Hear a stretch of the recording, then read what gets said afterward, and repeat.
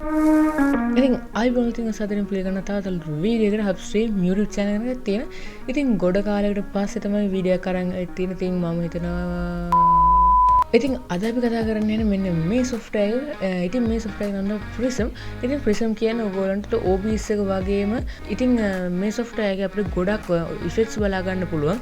ඉතින් OBS එක plugins දාලා කරගන්න වැඩ ටික අපිට නිකම්ම කරගන්න පුළුවන් මෙන්න මේ software එකෙන්. ඉතින් මේ software එකට free ලබා ගන්න පුළුවන් ඒගොල්ලෝ website එකේ. ඉතින් අද වෙන අපි මේකේ introduction එක තමයි කතා කරන්න යන්නේ. ඉතින් first episode එක නිසා අපි introduction එකක් සහ ඉදිරියේදී අපි ඉන්නේ කතා කරමු. ඉතින් අද අපි ඉන්ටර්ෆේස් එක ඊළඟට මේකේ අපිට තියෙන settings ටික කියන්නේ basic settings ටික සහ live එකක් දාන්න කොහොමද ඔය වගේ පොඩි පොඩි දේවල් ටික තමයි අද වීඩියෝ එක කතා කරන්න යන්නේ. ඉතින් අයන අපි වැඩි කතා නැතුව යමු screen එකට ගිහිල්ලා අපි බලමු කොහොමද මේක install කරගන්නේ සහ මේකේ ඉන්ටර්ෆේස් එක මොන වගේද කියලා.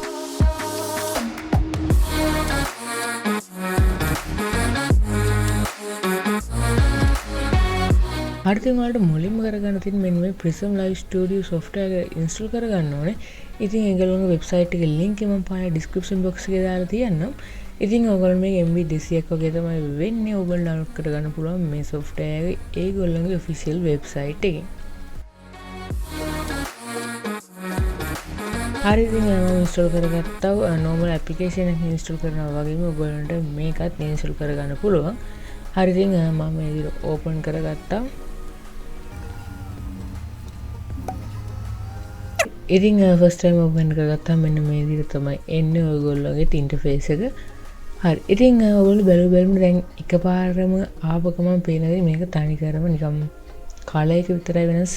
සෝ සීන් පැනල් එක සෝඩියෝ මික්ස් ඔක්කොම නිකන් OBS එක වගේම තමයි කියලා.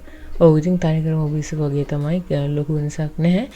නමුත් ටිකක් ඔප්ෂන්ස් තියෙනවා. ඔයගොල්ලෝ පේන මෙතන මේ ඒගොල්ලෝ ක්ලොක් විජිට් එකක් තියෙනවා.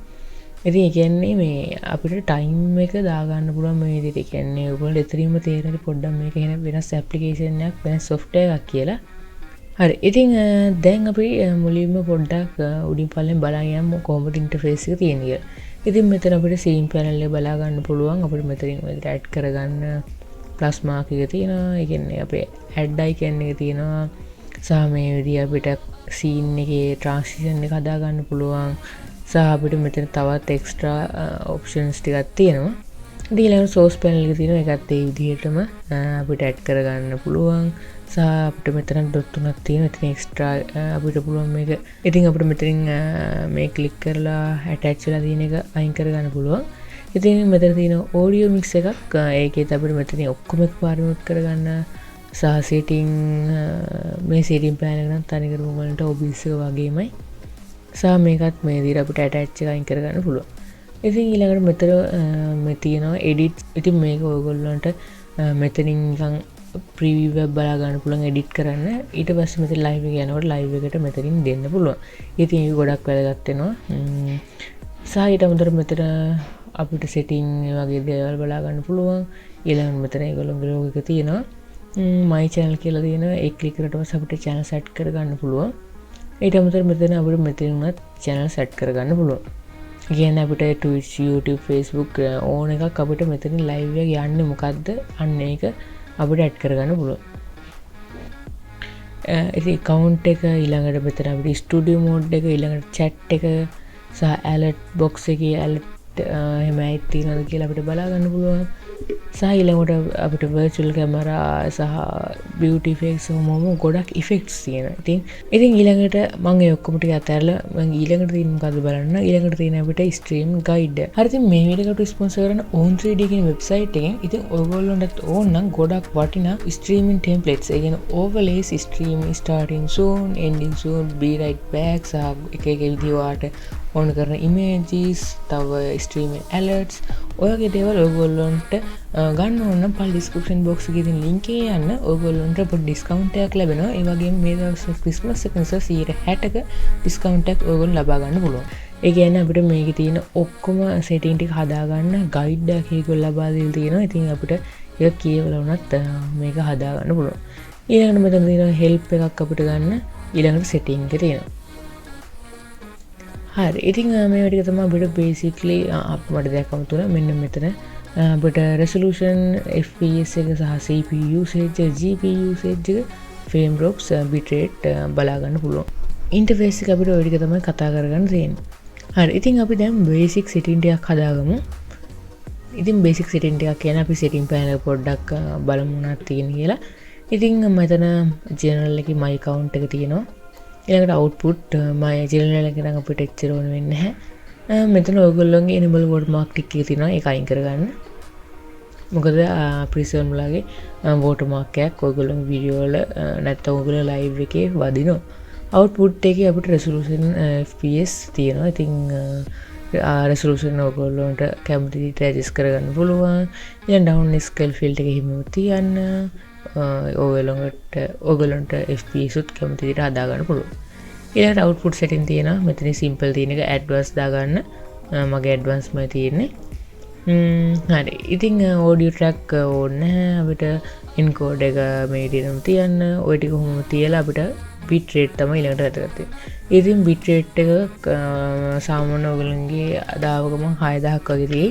ඒක ඔයගොල්ලෝ හොඳටම අඩු කරගන්න. මොකද ලංකාවේ කනෙක්ෂන් එක ටික 6000ක් වගේ යන අමාරුයි.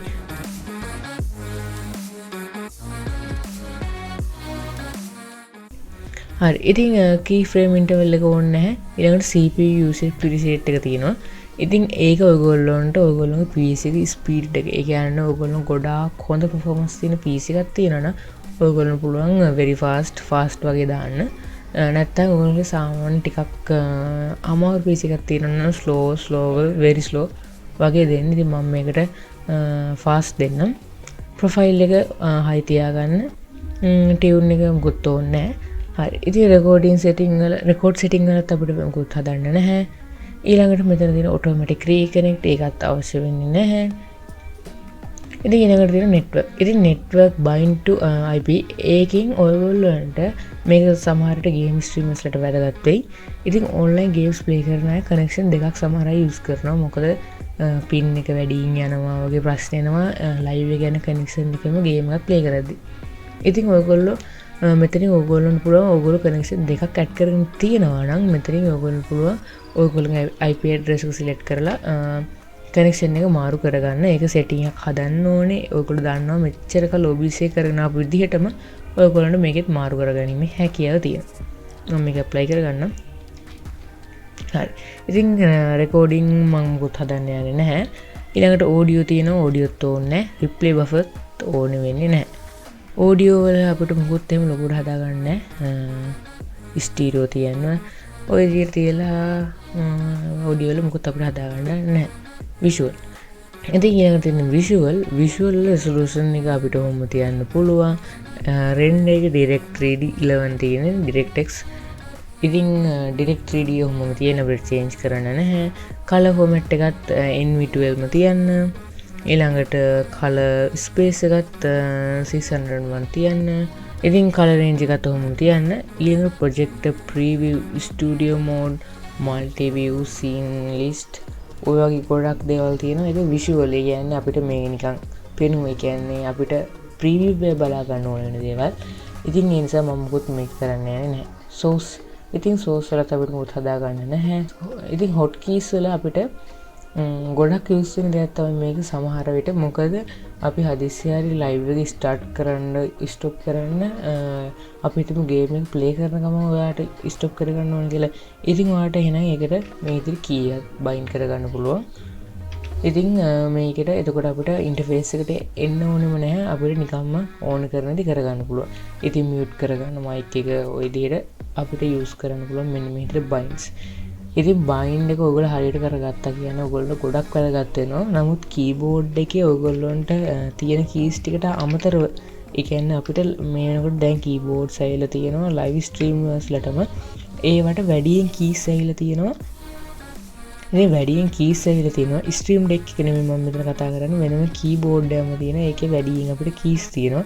අන්න ඒවා keys අපිට bind කරගන්න පුළුවන්. ඉතින් stream deck එකක් තියෙනවා. ඒකත් මේ විදිහට අපිට use කරගන්න පුළුවන්. හරි. ඉතින් මම apply කරලා ඔකේ දෙනවා. setting ටික නම් අපිට basically හරි. හරි. ඉතින් දැන් අපිට කරන්න දෙන්නේ මෙතන account එකක් add කරගන්න ඕන. මම YouTube account එකක් add කරගන්නටක් කාලා. හරි ඉතින් මම මෙතන මගේ YouTube channel ඇඩ් කරගෙන තියෙන්නේ. හරි ඉතින් මම මෙතන source වලට background එකක් එහෙම ඇඩ් කරගන්නවා. ඉතින් අපේ background templates මේගොල්ලෝම ලබා දීලා තියෙනවා. මම මේ background එක දාගන්නවා.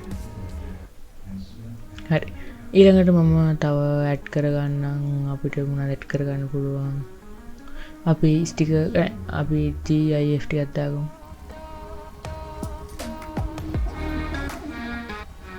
මම ටෙස්ට් එකක් විදිහට මේ විදිහට චුට්ටක් ඇඩ් කරගෙන යන්න.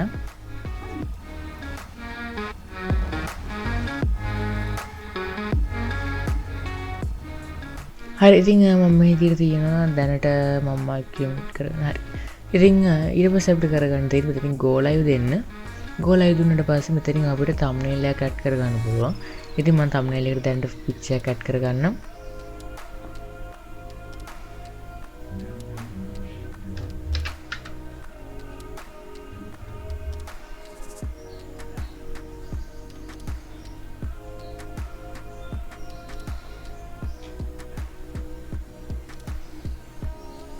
හරි ඉතින් මම මේ විදිහට පොඩි picture එකක් ඇඩ් කරගත්තා. ඊට පස්සේ මෙතනින් අපි schedule කරලා තියෙන stream එකක් ඒක දෙන්න පුළුවන්. නැත්නම් අපිට new දෙන්න පුළුවන්. ඊට පස්සේ title එක මෙතෙන් type කරගන්න පුළුවන්. ඊට පස්සේ privacy එක විදිහට අපිට public දාන්න instead the private එකකින් set කරන්න පුළුවන්. category එකක් මෙතනින් select කරගන්න පුළුවන්. ඊට පස්සේ description එක edit කරගන්න පුළුවන්.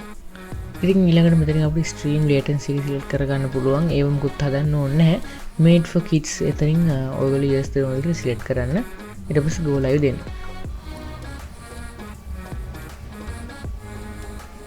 හරි ඉතින් මේ විදිහට live එක පටන් ගත්තට පස්සේ අපිට මෙතනින් පොඩි වෙනස් වෙනවා නිකන් පොඩි ඔයගොල්ලෝ පේන්නේ මෙතන logo වල වෙනස් වුණා.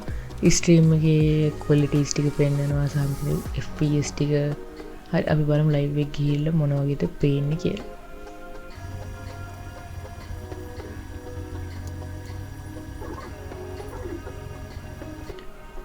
හරි ඉතින් ඔයගොල්ලෝ පේනවා ඇති live එක start වෙලා තියෙනවා. හරි ඔයගොල්ලෝ පේන්නේ මොකද පේන්නේ නැහැ නේ කියලා මට අමතක වුණා මෙතනින් live එකට දෙන්න. හරි දැන් පේන්නයි. ඉතින් ඔයගොල්ලෝ පේන්නේ කිසි lag එකක් නැහැ දැනට. ඒක network connection එකෙන් බලපාවි.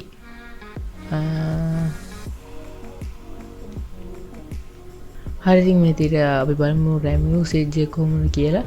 ඉතින් game එකක්වත් මොකුත් open වෙලා නැහැ. ඉතින් පොඩ්ඩක් මේකේ RAM usage එක වැඩි. ඔයගොල්ලෝ වෙන මෙතන දැනටම 6ක් විතර යනවා. ඉතින් මේ වෙනකම් බලන්න ඔයගොල්ලෝ හැමෝටම thank you. ඉතින් ඒ වගේම ආත්මයක් කරනවා ඔයගොල්ලෝ කැමති නම් අපිව subscribe කරලා එකතු වෙන්න. මොකද ඉදිරියේදී මේ Prism එකේ ඊතුරු episode ටික බලා ගන්න නම් ඉතින් අනිවාර්යෙන් subscribe කරලා අපිත් එකතු වෙන්න කියලා අපි ඉල්ලනවා. ඉතින් ඒ වගේම මතක් කරන්න දෙයක් තියෙනවා පහළ description box එකේ links ටික දාලා තියෙනවා. ඕගොල්ලෝ පුළුවන් ඒක download කරගන්න. මෙන්න මේ Prism software එක. ඉතින් එහෙනම් වැඩි කතා නැතුව මේ විදිහෙන් කරමු. bye bye හැමෝටම සුබ දවසක්. ඉතින් එහෙනම් ඔයගොල්ලෝ හැමෝටම සුබ දවසක්. bye bye.